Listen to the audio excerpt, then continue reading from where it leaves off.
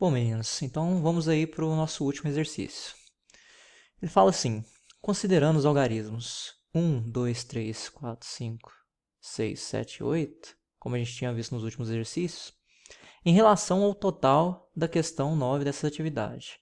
Qual é a porcentagem correspondente aos números que têm todos os algarismos distintos? Então aqui a gente está trabalhando, pessoal, com números de 4 algarismos e eles querem saber quantos são esses números de 4 algarismos que têm todos os algarismos distintos, certo? E qual é a porcentagem dessa quantidade em relação à quantidade que a gente encontrou na questão 9? Qual que era a questão 9 mesmo, pessoal? Era o número de números com 4 algarismos formados por esses números aqui, que a gente podia formar com esses números, certo? Então, vamos aqui, pessoal, colocar o que a gente sabe sobre esse problema, ok?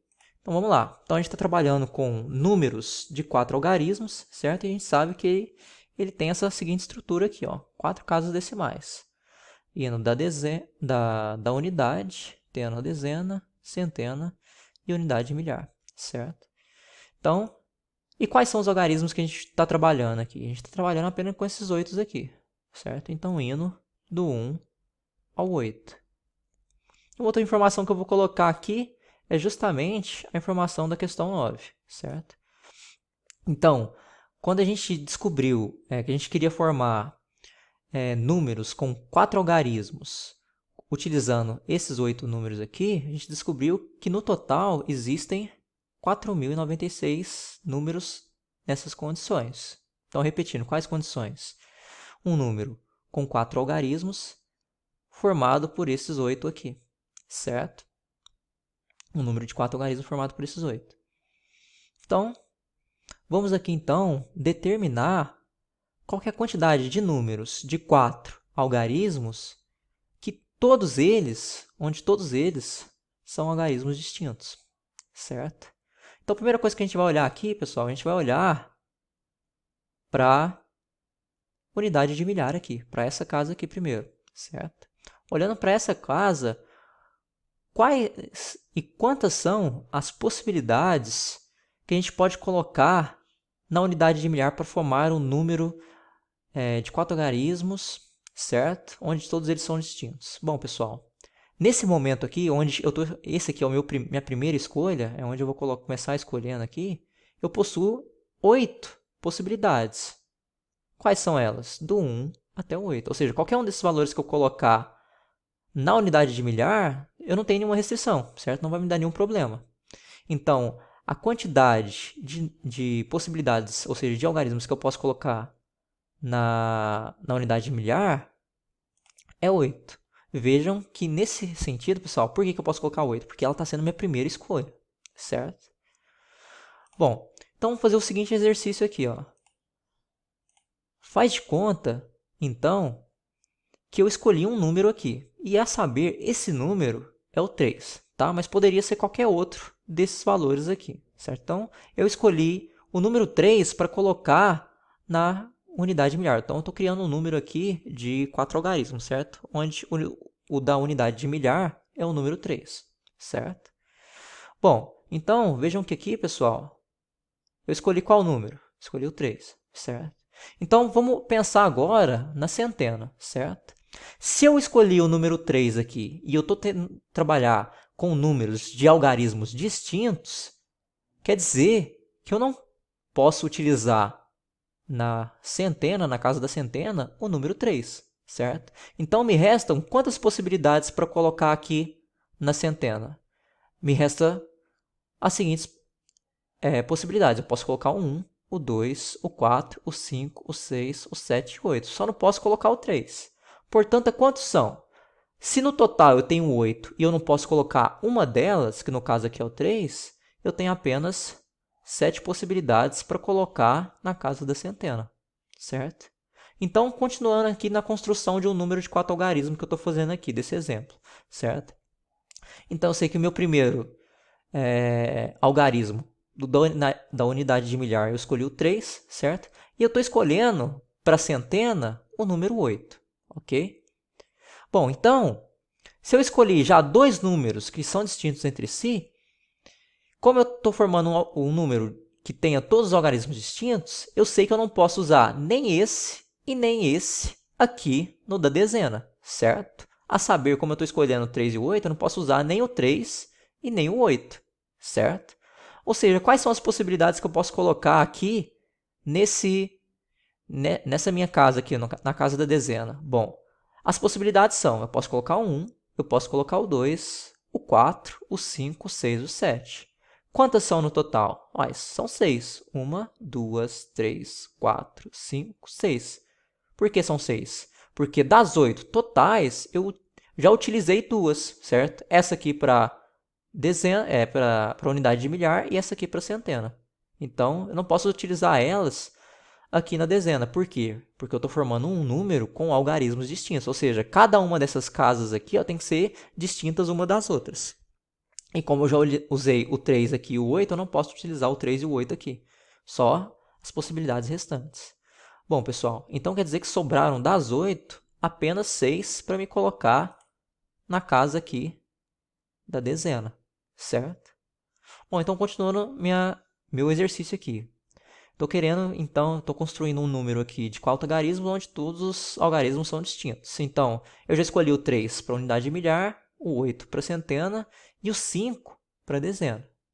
Então, vejam, pessoal, que se eu estou construindo um número onde todos os algarismos sejam distintos, quer dizer que eu não posso colocar nem o 3, nem o 8 e nem o 5 aqui na unidade, certo? Porque são algarismos distintos.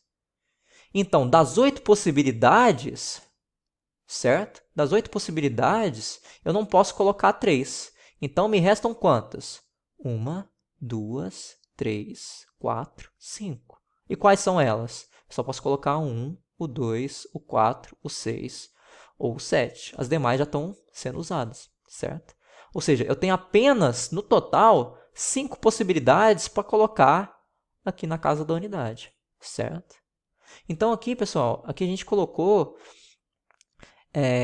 de forma correta todas as possibilidades que eu posso colocar na unidade de milhar, no da centena, no da dezena e no da unidade.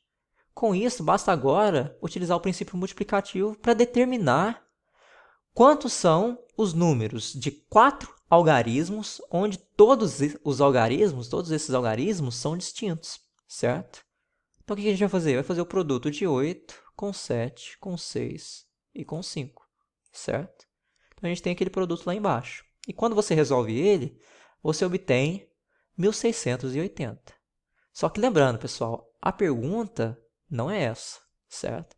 A pergunta é, qual é a porcentagem desse valor aqui, que é o 1680, em relação a esse aqui, que é o 4096? Bom, para fazer isso, pessoal, basta dividir esse por esse, certo? Então, a gente tem o seguinte. Então, a gente tem 1680 dividido por 4096, certo? Bom, se você fizer isso aí na calculadora, pessoal, você vai chegar a aproximadamente 41,02%.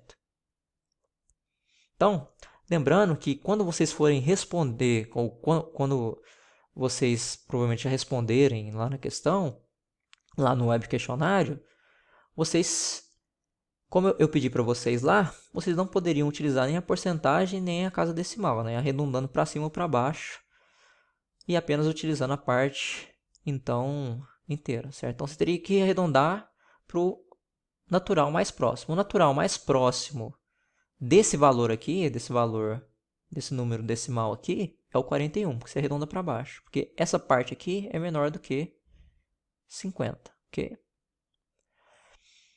Então, pessoal, é isso. Quer dizer que a quantidade de números de 4 algarismos, onde todos eles são distintos, representa 41% do total que você pode criar de números de 4 algarismos formados por esses 8 números aqui, certo? Então, assim, o mais difícil é você tem que prestar atenção justamente nas possibilidades, porque uma situação aqui influencia no número de possibilidades da outra, certo? Da mesma forma, pessoal, eu poderia construir isso aqui começando da unidade e indo para a unidade de milhar, certo? Se eu começasse pela unidade de milhar, como não teria nenhuma restrição, eu poderia colocar 8, certo? Então, eu estaria nessa situação aqui, ó. Poderia ter que colocar 8. Mas aí, eu seguindo nessa direção aqui, ó, da direita para a esquerda, o próximo seria a dezena, ok? Bom, se eu já escolhi uma possibilidade aqui na unidade, eu estou trabalhando com números distintos, eu só tenho quantas possibilidades das 8 aqui? Se eu já usei uma na unidade, eu teria aqui 7, certo? Bom, e para centena? Bom, se eu já usei uma aqui na unidade e outra aqui na dezena, um número aqui na unidade e outro aqui na dezena, bom, quer dizer que das 8, sobram 6 para mim aqui na centena, certo?